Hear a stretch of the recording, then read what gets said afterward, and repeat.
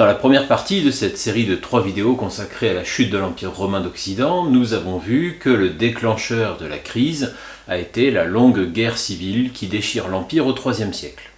Cette guerre entraîne un affaiblissement des défenses des frontières de l'Empire, le limes, dont profitent les barbares pour mener des raids de pillage dans l'Empire. Elle se conjugue à une crise agricole, économique, puis démographique. C'est donc un empire qui a provisoirement restauré ses frontières, mais qui manque d'hommes au début du IVe siècle, qui va devoir faire face à ce qu'on a longtemps appelé les invasions barbares. J'utiliserai ici l'expression entre guillemets parce que c'est un terme qui, aujourd'hui encore, est remis en cause. Le premier à remettre en cause ce récit, c'est l'historien irlandais Peter Brown. En 1971, dans The World of Late Antiquity, il y redéfinit les prétendues invasions barbares. Je le cite, « Ces incursions ne sont pas des attaques perpétuelles et destructrices, ni même des campagnes systématiques de conquête. » En 1982, Robert Fossier utilise le mot « invasion » entre guillemets, tandis qu'on lui préfère l'expression allemande de « mouvement des peuples », jugée plus neutre. Stéphane Lebec pose la question dans l'Histoire numéro 222 en juin 1998. Convient-il de parler encore d'invasion barbare ? Il reste toutefois des historiens qui continuent à penser qu'il faut utiliser l'expression de chute de Rome.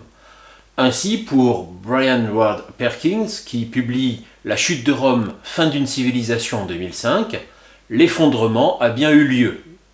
Et il a été causé par les invasions barbares qui ont détruit la structure politique de l'Empire, ce qui a causé la régression de son économie. Alors on va essayer de démêler tout ça et d'expliquer comment les barbares sont entrés dans l'Empire. Allez, par ici la visite.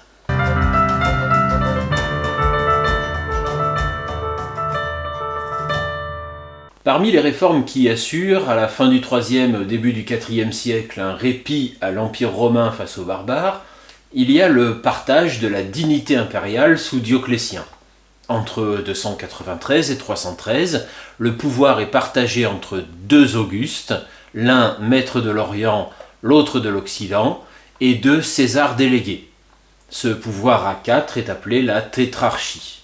L'Empire va alterner des périodes où le pouvoir sera divisé et d'autres où il sera à nouveau concentré entre les mains d'un empereur, jusqu'au partage définitif de 395 sur lequel nous reviendrons. Constantin se dit que la monnaie est le problème de l'Empire. L'antoninien, la monnaie d'argent dont nous avons déjà parlé dans la première vidéo, a été tellement dévalué qu'il ne contient pratiquement plus d'argent. Plus personne ne veut être payé avec cette monnaie qui ne vaut plus rien. Constantin décide donc d'abandonner le monnayage d'argent et crée en 310 une monnaie d'or qui est appelée le solidus. Solidus qui donnera plus tard le mot sou. C'est pratiquement de l'or pur. Cette nouvelle pièce de monnaie va permettre de payer des soldats, de redonner confiance dans la monnaie romaine, mais pour cela, il va falloir trouver de l'or. Or, la perte des mines de Dacie au IIIe siècle a entraîné une forte baisse de la production de métaux précieux pour l'Empire romain. Les mines de Dacie produisaient une grande partie de l'or de Rome. Par exemple, une étude récente des mines romaines du massif de Scetate a chiffré la production romaine de ces mines à 19 tonnes d'or et 94 tonnes d'argent au minimum. Et il ne s'agit que d'un complexe minier, il y en avait bien d'autres en Dacie. Donc, où trouver l'or qui manque pour créer le solidus ? Pour répondre à cette question, il va falloir qu'on évoque la conversion de Constantin. Alors la date de 312 pour la conversion de Constantin fait l'unanimité. Le mobile de cette conversion, toutefois, reste sujet à différentes interprétations. Première hypothèse, une conversion par choix politique. Constantin aurait voulu s'appuyer sur une sorte de parti chrétien et sur ses cadres pour diriger. C'est peu probable, les chrétiens ne sont alors qu'entre 5 et 10% de la population de l'Empire. Deuxième hypothèse, selon Paul Venn, on peut croire à la sincérité religieuse des empereurs romains plutôt qu'à un calcul politique. Pour lui, c'est aussi une question de standing intellectuel du pouvoir. L'empereur se doit de professer les idées religieuses qui sont les plus élevées, les plus dignes du trône dans l'Empire. Troisième hypothèse, celle partagée par Catherine Sall et Bruno Dumézil. Une conversion poussée par la raison économique. En 331, le pouvoir décrète l'inventaire des biens des temples païens, ce qui laisse la porte ouverte à leur confiscation. En devenant chrétien, Constantin va donc commencer par confisquer tous les trésors de métaux précieux des temples païens.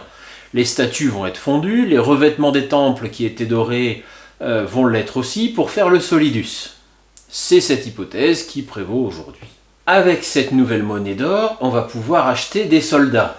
Puisque l'Empire a perdu des habitants avec la crise du IIIe siècle, il va falloir aller chercher des soldats ailleurs. Constantin va donc embaucher en masse des mercenaires barbares, germains, scandinaves, des peuples du Nord, car réputés bons combattants d'après la théorie des climats romaine. Alors, qu'est-ce que c'est que cette théorie? Eh bien, plus on habite au Nord, plus on est un bon combattant. D'après les Romains, qui ont hérité d'ailleurs cette idée des Grecs, les corps sont différents selon la chaleur de l'environnement. Le froid concentre le sang dans l'organisme. Comme on a beaucoup de sang, on peut se battre plus longtemps. Si on est blessé, on peut perdre plus de sang. Défaut toutefois de cette théorie, trop de sang dans l'organisme atrophie le cerveau. Les barbares sont donc de bons combattants et sont un peu bêtes. Cette embauche de mercenaires barbares essentiellement puisés dans les pays du Nord est la raison pour laquelle on trouve les plus gros trésors monétaires d'or dans le nord de l'Europe, au Danemark ou en Suède, comme le trésor d'Uppsala, daté vers 410. Les mercenaires suédois se font enterrer avec cet or puisqu'ils rentrent chez eux dans une économie non monétarisée. Ils se retrouvent donc avec une masse d'or dont ils ne savent pas très bien quoi faire, qui montre leur prestige et du coup ils se font enterrer avec. Pour résoudre la crise, Dioclétien puis Constantin ont réformé l'armée. Elle aurait été divisée en deux parties. Les Limitanei, des soldats paysans de médiocre efficacité, auraient été installés sur la frontière, le limes, et voués à l'immobilité. Les Comitatenses, eux, bons combattants, auraient au contraire constitué une armée mobile placée à l'arrière pour pouvoir intercepter plus facilement toute tentative d'agression des barbares. En tout cas, c'est la vision schématique présentée par l'historien allemand Theodor Mommsen au XIXe siècle et qui a longtemps été admise comme une certitude avant d'être remise en cause, par exemple par l'historien Jan Leboeck. En tout cas, par manque d'hommes, ces deux armées, Limitanei et Comitatenses, vont intégrer des barbares. Des barbares, dans l'Empire, il en existe déjà plusieurs catégories. Ceux extérieurs à l'Empire romain, qui vivent dans le Barbaricum, les barbares romanisés sur les frontières, qui commercent déjà avec les Romains, des barbares à l'intérieur de l'Empire, qui servent déjà dans l'armée romaine, et des barbares qui sont assimilés dans l'Empire, qu'on appelle les barbares impériaux. Ils épousent des femmes romaines, se fixent dans une province et continuent de servir Rome.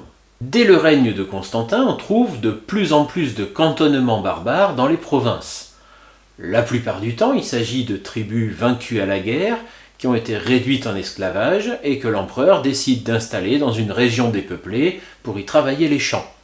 On les appelle les deditis, ce qui pourrait être traduit par ceux qui se sont rendus. Rome propose également à des Germains libres de franchir le limes en toute légalité et de s'établir en groupe sur le sol de l'Empire.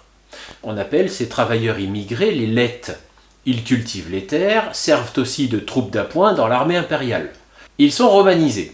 Par exemple, ils n'incinèrent plus leurs morts, mais les enterrent comme le font beaucoup d'habitants des provinces romaines depuis le IIIe siècle. Ils conservent aussi des traditions germaniques. Ils déposent des armes dans les tombes de leurs défunts, une pratique qui est ignorée des Romains.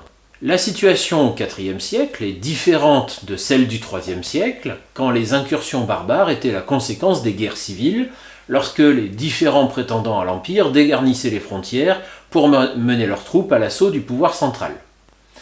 Les barbares au IVe siècle sont partie prenante des luttes entre les candidats au trône impérial.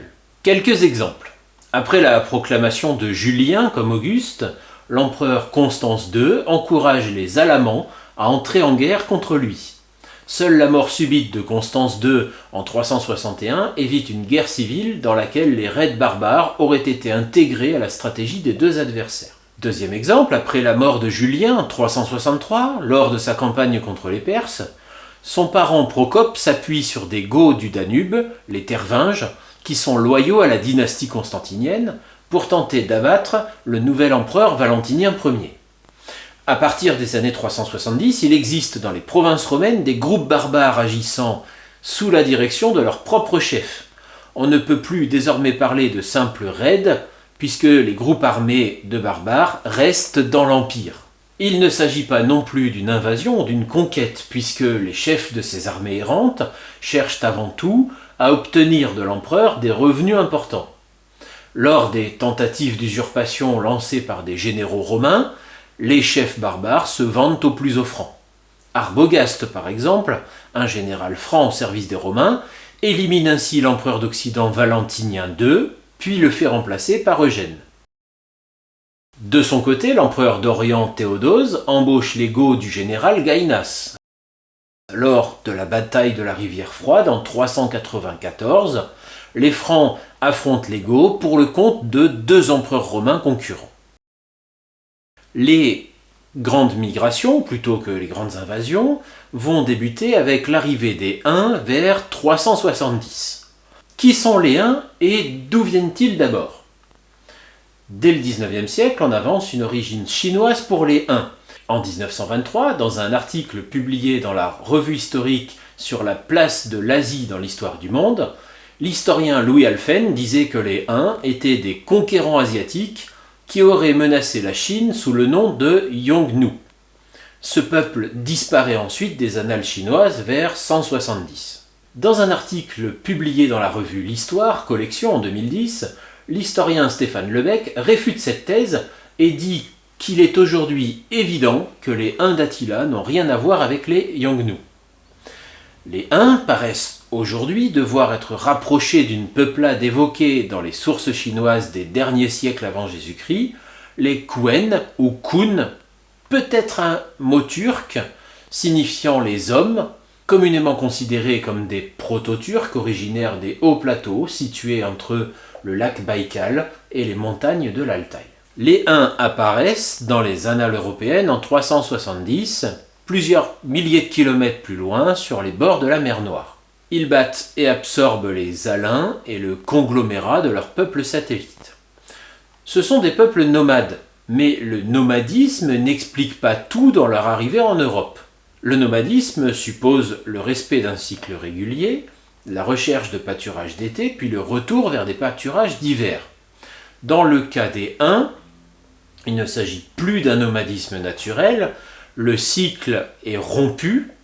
On a souvent évoqué la possibilité d'un changement climatique qui les aurait poussés vers l'ouest. À cette époque, en effet, l'Europe connaît un épisode climatique chaud et les pluies manquent sans doute sur l'Asie centrale, où l'herbe doit être plus rare. Une deuxième explication a aussi été avancée pour expliquer l'arrivée des Huns en Europe. Une révolution politique dans les steppes lointaines. C'est la thèse de l'historien Peter Heiser. Quand on rencontre pour la première fois les Huns en Europe vers 370, ils sont organisés en petits groupes. 50 ans plus tard, vers 420-430, il n'existe plus qu'une seule dynastie dont le fameux Attila sera l'héritier entre 434 et 453, les autres chefs ayant été soit tués, soit démis. L'arrivée des Huns en Europe va provoquer la première grande migration, celle des Goths en 376. Deux groupes de Goths, les Tervinges et les Greutinges, installés au nord de la mer Noire en Roumanie, en Ukraine et en Moldavie, arrivent en 376 sur le Danube et demandent à Rome de leur donner asile après avoir franchi le fleuve. Les sources prouvent clairement que les Huns sont à l'origine de cette crise et qu'ils cherchent une alternative à la soumission au peuple des steppes. L'Empire romain aurait préféré n'avoir personne à accueillir, mais la situation est compliquée à ce moment-là. L'empereur de Constantinople est en pleine guerre contre les Perses en Arménie et en Syrie, et les réserves militaires sont limitées. Il faut donc se montrer conciliant avec les nouveaux venus. L'empereur Valens accepte les Tervinges, mais refuse les Greutinges pour des raisons qui nous échappent. Cette fois, il ne s'agit plus de quelques centaines de vaincus comme les Déditis ou de petites tribus errantes comme les Lètes. Les Goths qui arrivent se comptent désormais par dizaines de milliers. Peut-être sont-ils 50 000, mais les chiffres sont discutables et discutés. L'un des rares groupes dont on possède une estimation chiffrée, c'est celui des Vandales. On compte 80 000 individus, dont environ 15 000 à 20 000 guerriers. Accueillir un peuple entier, ça signifie accueillir un roi et son aristocratie. Pas question pour ces gens-là de devenir de simples paysans. L'Empire va donc inventer un nouveau statut, celui de barbare fédéré. Littéralement, ça veut dire qu'un peuple a signé un traité, foedus en latin, avec l'Empire. Les barbares promettent de servir Rome dans toutes les guerres. En échange, ils reçoivent des terres dans une province pour s'y établir. Les premiers à recevoir ce statut sont donc les Goths qui passent le Danube en 376. Ils obtiennent de l'empereur Valens des terres dans le nord de la Grèce. Quand on frappe à la porte et qu'on demande si on peut rentrer, c'est pas une invasion. On est donc plutôt dans le cadre d'une grande migration, encore pour l'instant contrôlée par l'Empire romain. Et c'est une première installation qui se passe pas très bien. Constantinople n'arrive pas à tenir sa promesse de nourrir les Goths. Ils n'ont rien à manger, en dépit des ordres impériaux, ils n'ont toujours pas été désarmés. Or, les fonctionnaires chargés de leur entretien vont multiplier les exactions. Le ravitaillement qui leur est destiné est détourné, et des marchands romains trouvent malin de leur offrir de vendre leurs enfants en échange de nourriture. Fous de rage, les Goths se révoltent. En 377, le chef Fritigern se rebelle, entraînant avec lui les Tervinges. Les Gretinges d'au-delà du Limès viennent en renfort, des unités de l'armée romaine de Thrace, composées essentiellement de Goths, se joignent au mouvement, tout comme les opprimés de la province, les esclaves, les prisonniers, ça devient un bordel généralisé. Pendant près de 2 ans, la rébellion fait rage, avant que l'Empire ne se décide à intervenir. L'empereur Valens, qui s'est quand même fait huer à Constantinople, certain d'une victoire facile, se porte à la rencontre des insurgés, sans attendre les renforts commandés par son neveu Gratien.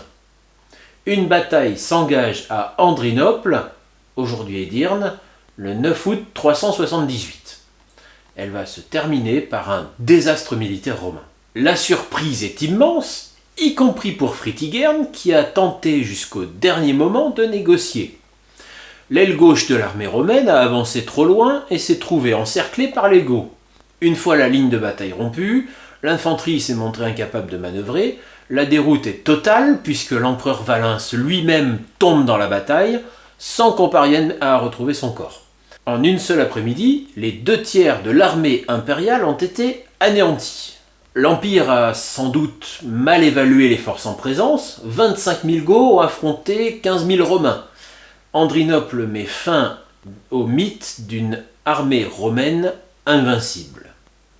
Cette défaite se conclut par un accord de paix en 382 qui autorise les Goths à s'installer dans les Balkans. Le nouvel empereur, Théodose, leur assure un ravitaillement régulier. L'Empire romain, en état d'infériorité, ne pourra plus jamais détruire leur indépendance politique. Pour la première fois, un royaume barbare à moitié indépendant s'installe sur le sol romain. Pendant 20 ans, les Goths fédérés servent dans l'armée romaine. Puis l'Empire s'affaiblit politiquement et cesse ses versements. Les Goths se révoltent à nouveau et pillent la Grèce. L'Empire leur propose un 3e traité et le rompt.